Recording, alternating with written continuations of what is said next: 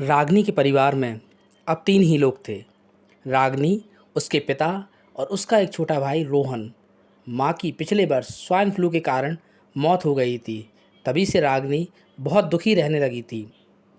रागिनी इस साल 10वीं क्लास की छात्रा थी। माँ की मृत्यु के बाद घर की सारी जिम्मेदारी उसी पर आ गई थी। सुबह सुबह जल्दी उठकर खाना बनाना और फिर कॉलेज जाना और फिर लौटकर घर के कामों में व्यस्त हो जाना। माँ की मौत के बाद रागिनी को अब यह एहसास हुआ था कि माँ घर पर कितना काम करती थी। उस समय रागिनी और उसका भाई रोहन दिन भर माँ से अपनी फेवरेट डिशेस की फरमाइश करते रहते थे, जिसे माँ खुशी खुशी पूरा किया करती थी। माँ सुबह सुबह सबका पसंदीदा ब्रेकफास्ट बनाती, फिर लंच की तैयारी करती। घर की साफ़ सफाई के बाद पिताजी का 9 बजे से पहले टिफ़िन रेडी करना आसान काम नहीं था। अब यह सब माँ के ना रहने पर रागिनी को महसूस होता था। रागिनी ने यह भी अनुभव किया कि माँ पूरे परिवार को एक सूत्र में बांधे रहती थी, लेकिन उसके जाते ही सब कुछ बिखरा बिखरा लगता है। सूनी सूनी रसोई में अब रागिनी अकेली किसी तरह उल्टा सीधा खाना बनाती है। उसका छोटा भाई रोहन भी कभी कभी उसकी हेल्प करता है।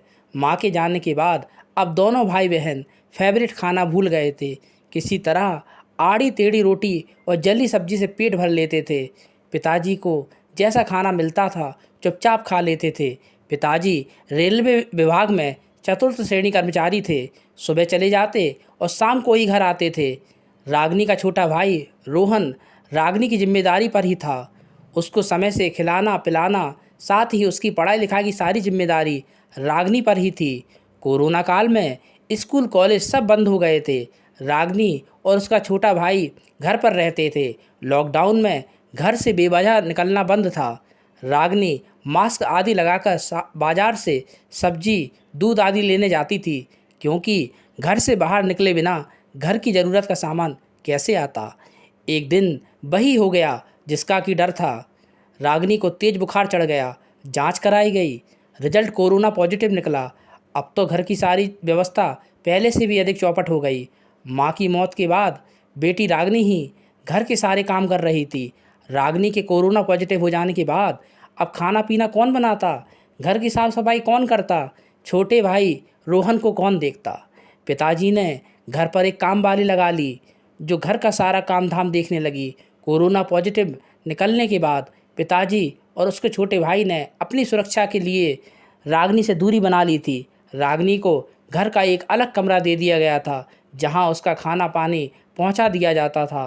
रागिनी अब अकेले अकेले उस कमरे में लेटे लेटे दुखी होती रहती थी। वह सोचती थी कि वह यह कोरोना ऐसी बीमारी आई है कि जिसके कारण अपने भी दूर हो गए हैं। कोरोना वायरस के बुखार ने रागिनी को एकदम से तोड़ दिया था। वह अपने आप को बहुत कमज़ोर महसूस करती थी, इसलिए वह हमेशा अपने बेड पर लेटी रहती थी। वह अब बहुत मायूस रहने लगी थी। कमरे में अकेले लेटे रहने के कारण रागिनी को बहुत अकेलापन लगता था। अब उसे अपनी माँ की बहुत याद आने लगी थी। वह सोचती थी कि यदि आज माँ होती तो उसे इस तरह अकेला नहीं छोड़ती, जिस तरह उसके पिता और भाई ने उसे अकेला छोड़ दिया है। उस रात लेटे लेटे वह सारी बातें सोच सोचकर उसकी आंखों से आंसुओं की धारा बह निकली। तेज बुखार में वह रोए जा रही थी। रोते रोते रागिनी को कब नींद आ गई पता ही नहीं चला। उस रात सपने में रागिनी को अपनी माँ दिखाई दी। रागिनी अपनी माँ से लिपटकर रोने लगी। वह उनसे कहने लगी कि माँ, मुझे कोरोना हो गया है। पिताजी और भैया ने मुझे अकेला छोड़ दिया है। यदि आज तुम होती तो तुम मुझे इस तरह अकेला ना छोड़ती। देखो, मेरा बुखार ही नहीं उतर रहा है। इतना रोने लगी। माँ ने रागिनी को अपने आंचल में छुपा लिया और रागिनी की बुखार से तपते हुए माथे पर अपना हाथ रख दिया। रागिनी को लगा कि उसे आराम मिल रहा है। उसने भी माँ के हाथों पर अपना हाथ रख दिया। उसे लग रहा था कि माँ का माथे पर रखा हाथ उसके बुखार को खींच रहा है और उसे चैन मिल रहा है। उसकी तबीयत पहले से ठीक हो रही है। माँ सारी रात रागिनी के साथ रही। वह कभी रागिनी का सर दबाती तो कभी हाथ पैरों की मालिश करती। रागिनी को ऐसा लग रहा था कि माँ उस रात रागिनी की बीमारी को दूर करने में जुट गई है। रागिनी को गहरी नींद आ गई। सुबह हो चुकी थी। रागिनी का छोटा भाई रोहन दरवाज़ा खटखटा रहा था। वह कह रहा था कि दीदी चाय ले लो। रागिनी अपने भाई रोहन की आवाज़ सुनकर जाग गई थी। रागिनी को रात की सारी बात याद आने लगी। कैसे उसके रोने पर माँ उसके पास आई, उसकी रात भर सेवा की। अब रागिनी यह सोच रही थी कि क्या माँ सच में रात में आई थी या कोई उसने सपना देखा था। ये सारी बातें सोचते सोचते रागिनी ने अपने माथे पर हाथ रखा। उसका बुखार उतर गया था। अब उसे पक्का यकीन हो गया था कि माँ रात को आई थी और माँ के स्पर्श के बाद ही उसका बुखार उतरा है। वह दौड़ी दौड़ी माँ की तस्वीर के सामने गई। उसने माँ को धन्यवाद दिया। उसकी आंखें अब नम हो चली थी। रागिनी इस बात की चर्चा अपने पिता और अपने भाई रोहन से करना चाहती थी, लेकिन चुप रही।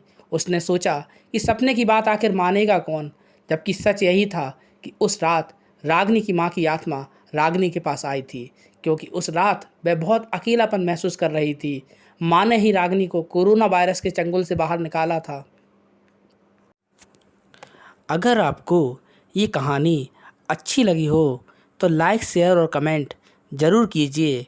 और हाँ, यदि आपने हमारे चैनल को अब तक सब्सक्राइब नहीं किया है तो कर लीजिए, जिससे हमारे वीडियोस के नोटिफिकेशन आपको टाइम से मिल पाएँ। Thank you, good night, take care.